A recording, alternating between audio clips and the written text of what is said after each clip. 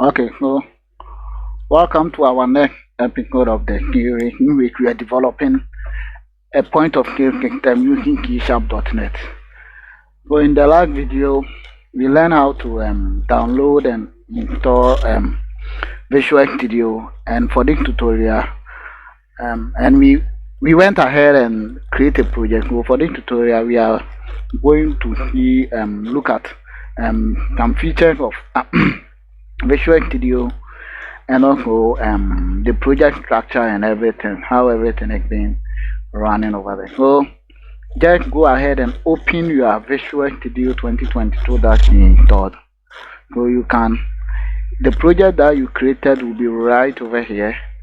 So what you need to do is to just click on it. If you click on it, it's going to open this window. So it will open this window for you. When you see this window, there are a couple of things that you need to know matter. Not all that we are going to learn, but the most essential part that we are going to learn for now. The first one that I will talk about is this file menu over here. When you go to this file menu, here you can create a project, a repository, you can create a new file and go on. You can open a folder or open a project. And this is one thing, whenever you create a C# project using Visual Studio, what it does is it creates what we call a solution. So the solution is something like this. So the project that we created is having a solution, and every solution contains one or more projects. So I can add different projects to the solution over there.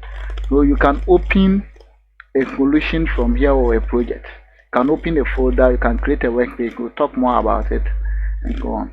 And the next one is clone a repository. So to clone a repository from Git or any other, and you can start a new window from here. And maybe you want to add a project or an existing project or a website, we can go to this add and this arrow function. We can go here. We can close it from here or close a solution, a particular solution from here. Can I get, and that is it for the file. The next one that I will talk about more is this build. This build contains the build solution. So if I just to click on the build solution, it's going to build this project and give us the executable. So I have finished building the project, but it's not running. So I have created the executable. That is, you can see that we are, when you go to our file structure into this, we have debug and we have system.exe. We have built an executable file for us. The next one to talk about is from the build, we can do rebuild. We can do a clean solution to clean any error or to clean some junk from it. We can, and all this is related to the project. So you can see the POS system for publish POS system and so on. So we will learn more about it. And we have configuration manager. Configuration manager, we will come and do more about it. So the next one that I will talk about is this window. This window contains where we are going to edit. So this is a form. So in keysharp.net, what we do is we just design the form by a drag and drop, and after that, what we do is we write the functionality as the code in C#. So if I just click here, and if I right click on it and go to view code, you can see that there are a bunch of codes that are written over here, and we will do much about it. And now you can see we are also having this. So this is a file that you should not touch.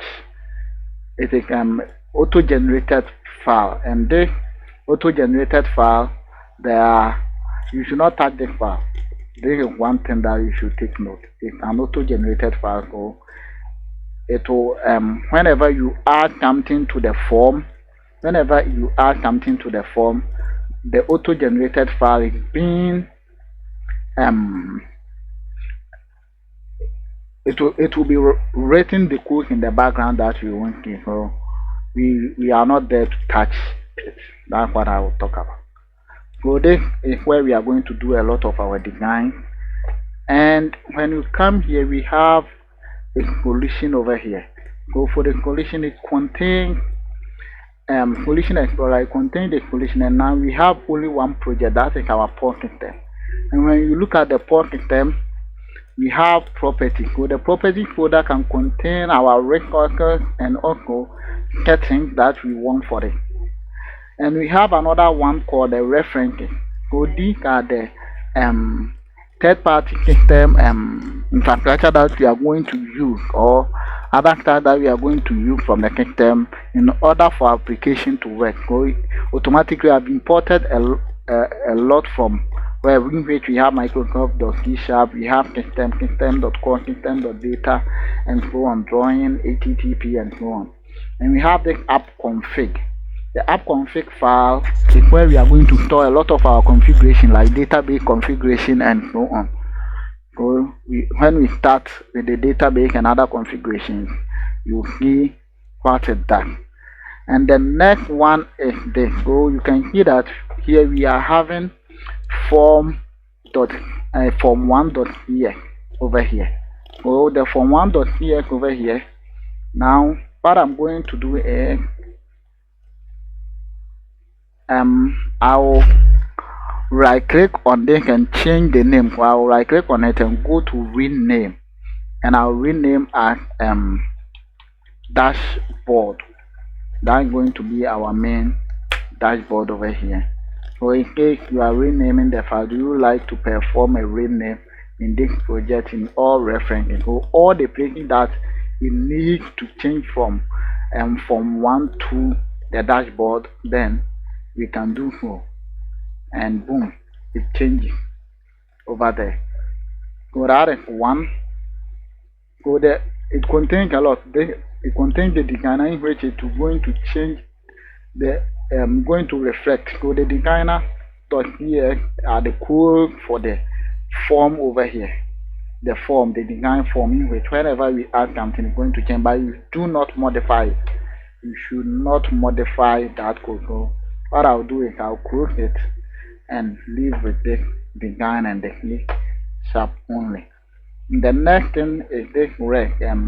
This is like a record file, and we will do more. Any record that is direct to this dashboard only will be stored in this file. And we have the large folder in which is the entry point of our application, and that is our program.ex. So for the program.ex, when you open, it's nothing but a class, an internal static class in which there are a lot of things over here, and you learn more. Do not afraid of these languages, even if you don't know anything about it. I'll teach it from like a beginner friendly, from scratch to building the POS system. So do not worry about it. So what it does is it runs the application. So this is the entry point to run the application. So now, how are you going to run the application?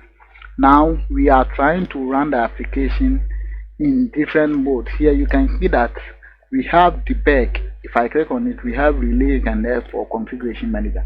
But I'll click on the debug, and here it chooses any CPU, but you can configure it for maybe 32-bit or 64-bit only over there, but you let it remain debug and the any CPU over there.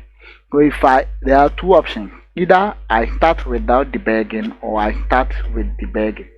So I can go ahead and click this one, and now our form is here in which we can minimize and maximize. So whatever we do here, when we run, we are going to have it over here. So, and when you run with debugging, for that it takes some period of time before running, because it creates a lot of stuff in which you can monitor what is going on in it. Think it is debugging. So thank you for watching this tutorial, and in the next tutorial we will start by structuring our project, and we will start designing something. Thank you for watching, and we meet in the next tutorial. Bye bye.